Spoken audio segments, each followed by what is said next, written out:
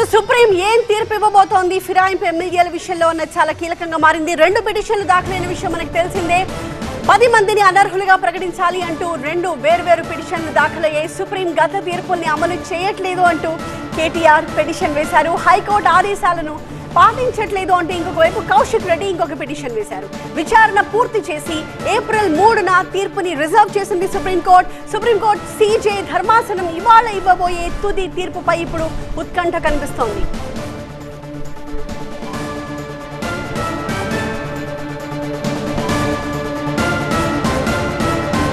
ఫిరాయింపు ఎమ్మెల్యేలపై supreme court తీర్పు ఉత్కంఠ రేపుతోంది. 10 మందిని అనర్హులుగా ప్రకటించాలి అంటూ 2 వేర్వేరు పిటిషన్లు దాఖలైన విషయం తెలిసిందే.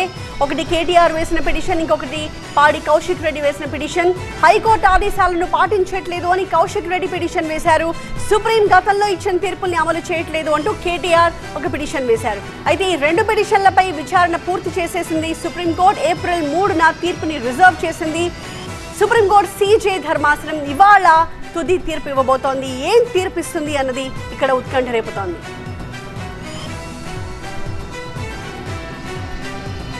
ఢిల్లీ నుంచి మా ప్రతినిధి గోపి మరింత సమాచారంతో మనకి అందుబాటులో ఉన్నారు. గోపి, ఇవాళ సుప్రీంకోర్టు తీర్పు ఎన్ని గంటలకు వచ్చే అవకాశం కనిపిస్తోంది? ప్రధానంగా 2 ఎమ్మెల్యేలు తాము పార్టీ మారలేదు, అదే పార్టీలో ఉన్నాము అని చెప్పే ప్రయత్నం చేసినప్పటికీ ఇవాళ ఎలాంటి తీర్పుని ఎక్స్పెక్ట్ చేయొచ్చు? ఎలాంటి ఎక్స్పెక్టేషన్స్ మనకు కనిపిస్తున్నాయి? తెలంగాణలో పార్టీ ఫిరాయించిన 10 మంది ఎమ్మెల్యేల అనర్హతకు సంబంధించి సుప్రీంకోర్టులో సుదీర్ఘ విచారణ జరిగింది.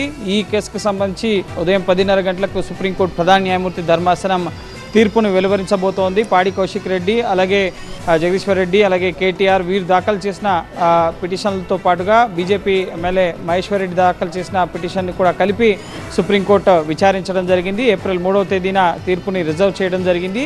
స్పీకర్ నిర్ణయాధికారంపైనే ప్రధానంగా వాదనలు జరిగాయి. బీఆర్ఎస్లో మేము చేరలేదని చెప్పి 2 ఎమ్మెల్యేలు ఇటు అఫిడవిట్లు ఫైల్ చేసిన ఆ గ్రౌండ్స్లోకి వెళ్లకుండా స్పీకర్ నిర్ణయాధికారం పైన ప్రధానంగా బీఆర్ఎస్ క్వశ్చన్ చేయడం జరిగింది. స్పీకర్ 3 నెలల్లోగా నిర్ణయం తీసుకునే విధంగా డైరెక్షన్స్ ఇవ్వాలి అని చెప్పి పిటిషన్లో పేర్కొన్నారు బీఆర్ఎస్ నేతలు. సో దానికి సంబంధించి 3 నెలల్లోగా ముఖ్యంగా స్పీకర్కి గడువు విధిస్తూ ఈ పార్టీ ఫిరాయించిన ఎమ్మెల్యేలపైన చర్యలు తీసుకోవాలని చెప్పి డైరెక్షన్స్ విధిస్తుందా, అలాగే కాలపరిమితిని సుప్రీంకోర్టు నిర్ణయించగలదా, ఇటువంటి అంశాలకు సంబంధించి ఈ తీర్పులో క్లారిటీ రాబోతోంది. పార్టీ ఫిరాయించిన ఎమ్మెల్యేకి సంబంధించి దానం నాగేందర్కి సంబంధించి ప్రధానంగా ఆయన్ని డిస్క్వాలిఫై చేస్తారా, ఎందుకంటే ఆయన బీఫామ్ మీద లోక్సభ ఎన్నికల్లో కాంగ్రెస్ బీఫామ్ పైన పోటీ చేయడం జరిగింది కాబట్టి సో దాన్ని కొంచెం సీరియస్గా తీసుకునే అవకాశం ఉంది.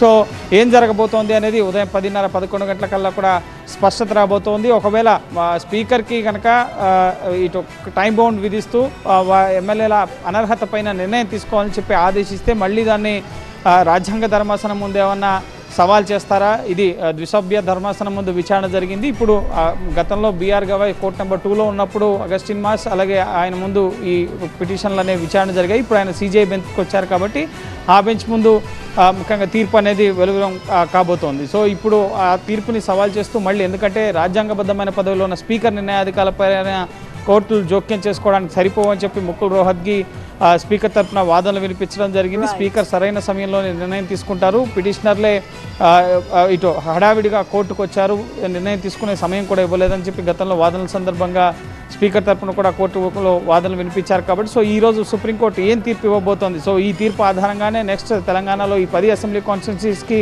ఉప ఎన్నికలు రాబోతున్నాయా, నెక్స్ట్ రాజకీయ పరిణామాలు కూడా తెలంగాణలో మారే అవకాశం ఉంటుంది కాబట్టి సో చాలా కీలక తీర్పుగా దీన్ని మనం పరిగణించాల్సి ఉంటుంది. Alright, thank you Gopi.